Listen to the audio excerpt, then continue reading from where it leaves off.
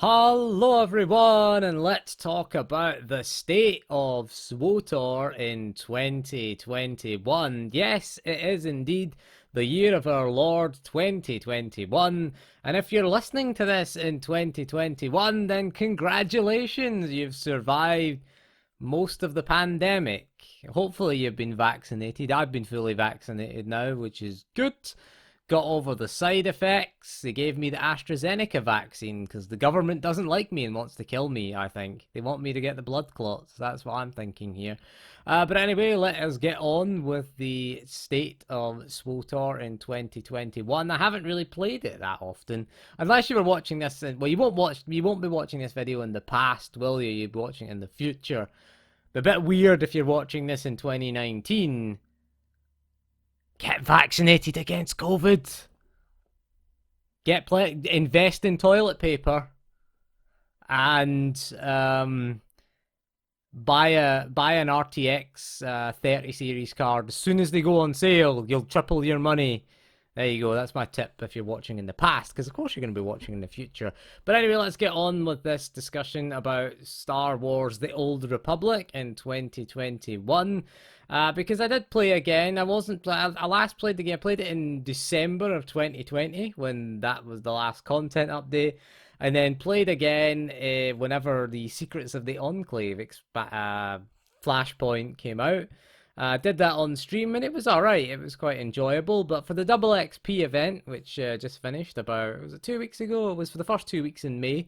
And this is the end of May, so it must have been 2 weeks ago. It was from the 7th to the 14th. Was it the 4th to the 14th? I can't remember. Anyway, it was 2 weeks at the start of May of this year. And I decided I'll level up a female guardian because I don't have one. And, that's my collection complete then. And we've got a male and a female of every single class now. There you go. I made a green lady because I didn't have one. Now I have one. Job done. And we did note quite a few things that are wrong with the game. Uh, in getting there during the double XP event. The biggest thing is that it's just not a game anymore. Really, I get the feeling that SWTOR, the end game now for SWTOR is strongholds, transmog, conquest, but that doesn't last very long. And I think you could argue that the new Galactic Seasons mode, there really isn't any real content. It's more, I mean, the strongholds are a big thing. The transmog is like a big thing. It's more like a Star Wars dress-up game. And that's just to funnel you into the cartel market. That's really the strongholds are just a great vehicle. Decorating your stronghold is just a vehicle to drag you into the cartel market and to get you to spend money.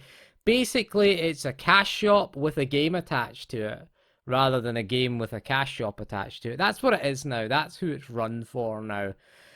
There's no real content in the game. And people say, oh, well, it's 2021. Where have you been? There's been a massive pandemic there that has affected, it's affected a lot of video game production. And as well, SWTOR had its production impacted. There was the power outage and the snow issues that happened in Texas in January. It delayed a SWTOR patch. And some people were angry about that. I don't get why you should be angry at the developers for that. It's not their fault there was no power in Texas where, BioWare Austin, the developers of SWTOR. So it's not their fault, really. It's an act of God. There's nothing really that can be done about that. But it did delay, I think it delayed a patch by a few weeks. I don't know. I wasn't really playing at the time. But it makes sense, really. I mean, how can you expect people to work with no power? And the issue with the pandemic is the pandemic's only a recent phenomenon. I'm talking about the lack of content has been prevalent in SWTOR for at least the last 5 years. Pre-pandemic, there was a lack of content. And, during the pandemic and just now we're coming out of it, there's still a lack of content there. And it will impact the game for the future, I imagine. Certainly for the next few years, we'll feel the impact of that and there'll be a lack of content. But I don't like things like the Galactic Seasons. I really don't like it. I mean, there's nothing there that you really want apart from the cartel coins. Everything is just cosmetic. You get another companion, which I don't really care about. There's nothing worthwhile there. Also, the way you earn the experience there, it's just a couple of activities per day, which is, stuff you don't really want to do. Play Starfighter? No, I don't want to do that. Do a couple of quests on Nar Shaddaa. I don't like it. I mean, it's basically there. What they're trying to do is get you to just buy ranks for cartel coins. I think that's what they're trying to do. It's not like Conquest. And the only way the reason why Conquest works so well is you can just ignore it. You can ignore your conquest, and you will hit the target at some point just by playing the game. I mean, in the second week with my cat, I think I went from level 30 to 75, and I got nearly 1 million conquest points. And I wasn't even focused on getting conquest points. I was just playing the game. I think I had about 900,000 or something like that.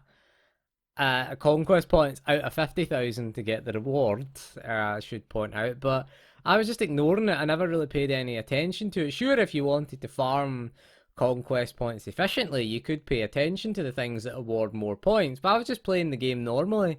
I just did, I did the Coruscant dailies or the heroics, whatever the hell they're called these days. They're daily quests. I just call them dailies now. And I just did, some easier heroics, occasional story quests, space quests, which I found to be quite profitable in the double XP because space quests no longer scale with your level now that the level sync has been introduced. So you could just do the easy space quests that only take 4 or 5 minutes, and you get a lot of XP and a decent amount of credits. You just go to the vendor when you get your ship. I think it's on Taris if you're on the Republic. Just go to the space vendor, the starship vendor, and just buy the grade 1 or the grade 3 parts I could buy because I was at level 30 odds by the time I hit Taris in the story due to the double XP and having the XP armor. But I think that, yeah, I mean, you were able to do them easily with grade 3 material, grade 3 gear on your ship because they're designed to have any grade of gear on your ship. They're designed not to have anything. So I found them ridiculously easy, the space missions. The game is just far too easy at the moment. I mean, I think I leveled up to about, I think I was level, what was I level? I think I was level 17 or level 18 before I ever put a mod or an enhancement or an armoring in my gear. I just used the shell for the dark versus light XP boost gear because it just boosts you right up there. And again, I was even into the level sync, so my mastery and my endurance were being capped. I didn't have any power, and I think I had 0 accuracy, and I had a color crystal in, so I had 41 crit is all I had. I didn't even have a color crystal in my offhand. And I was able to get, most of the way through the game. By the time I was level 40, I still had level 20 gear on. And it's just ridiculous, I find. It just makes the game far too easy. Gearing while leveling is just irrelevant. There's no point in it. Level sync just makes most of the stats irrelevant, to be honest with you. Things like power, mastery, endurance are worthless. They're absolutely worthless because even at endgame, these stats are worthless because the majority of the game's content is level synced. So these stats just get a hard cap on them. They're kind of useless. Crit alacrity and accuracy are useless. Well, accuracy up to the cap is useful, and then becomes useless. So you've only got 2 stats that matter in the game. And people have said that, you're just an elitist. You just want the game to be hard. You just want Dark Souls, Star Wars. Well, you've already got Dark Souls, Star Wars in Jedi Fallen Order. I don't want it to be that hard, but I want to be able to use my rotation. Took a long time before I could use Plasma Brand because things were just dying far too quickly before I could use Plasma Brand. I think it took to about, it took to about Taris before I had to use that. It took to about there before I was using my full rotation. I don't want the game to be impossibly hard, but I just want to be playing the game. You can play the game and spam any attack you want with very little gear on, and you're just going to kill things with a few hits. You're just not being challenged, really. You're mowing through elite enemies. Enemies just aren't doing anything, really, now. It just feels like, I mean, even things like the story mode operations, I don't do them anymore because they're insultingly easy. The thing that made the fights interesting was the mechanics and having to do the mechanics. Yes, the mechanics were never hard, but they've taken out most of the mechanics. Look at Kefes the Undying, for example.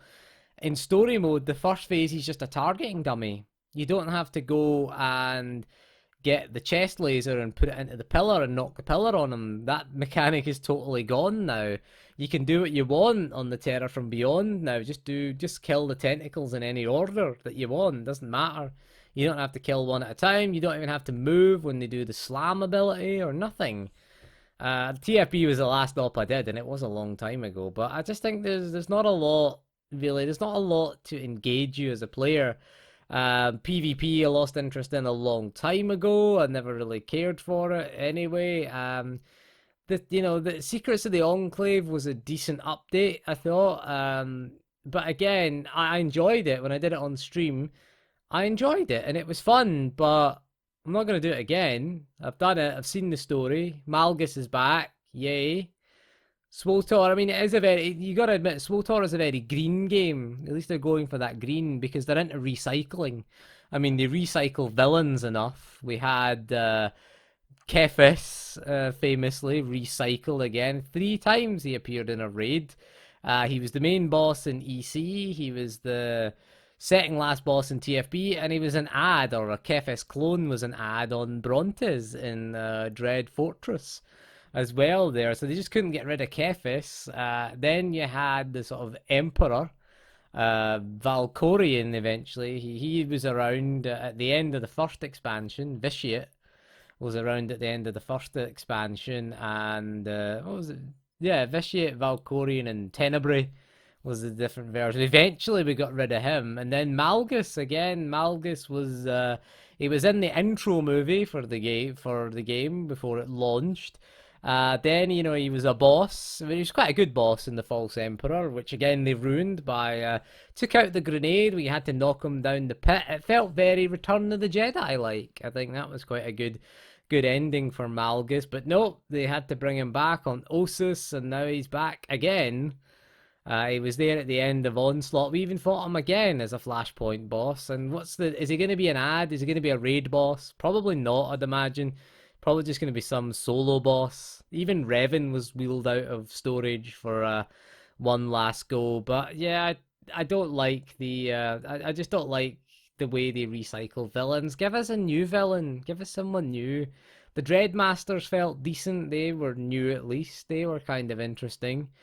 Kefes was interesting when he started, but they overused him so much. I mean, it wouldn't surprise me we'll get Return to Oricon, Revenge of the Dreadmasters. It'll just be Oricon the same with 2 different quests and a solo confrontation with the Dreadmasters. That's what I'm thinking for the future.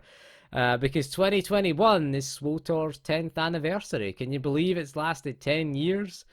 I can't really. I don't really see it going on much longer. I know the Star Wars license is up soon for EA. There's already games in development. There's a Ubisoft game in development as well. Assassin's Creed Star Wars, I'm going to call it until I see it. I guess I'll just replace the hidden blade with a hidden lightsaber, and that'll be it. That's it. They already just have to change the colors of the hoods, and there you go. You've got Assassin's Creed Star Wars there from Ubisoft. But yeah, I mean, I'm just disappointed in the game's lack of content overall. Especially Onslaught has been a real lack of content as well. There's not enough content at 75. The game does need a big overhaul. The next expansion probably won't be with us for a while. Again, for reasons detailed, due to the pandemic there's not going to be anything significant coming our way soon. I felt with maybe we'll see the benefit of Anthem not being worked on, but I think the development team's been moved on to fix Dragon Age 4, because Dragon Age 4 was going to be another live service game, but now it's going to be a single player game because EA, the penny has dropped that nobody really wants live service games these days. They would rather have a single player game, especially if you've got BioWare, who are a company that's known for making single player RPGs. Getting them to make live service games, it was only ever going to result in failure. And Anthem was DOA. And Anthem really has hurt SWTOR a lot because a lot of the developers were taken off of SWTOR and moved across to Anthem. But you would think that maybe SWTOR being profitable, they'll maybe get them back. But I don't think SWTOR is a long-term project for EA. I don't think it is. I think they'll keep it going as long as it's making money because, again, it's a cash shop with a game attached to it.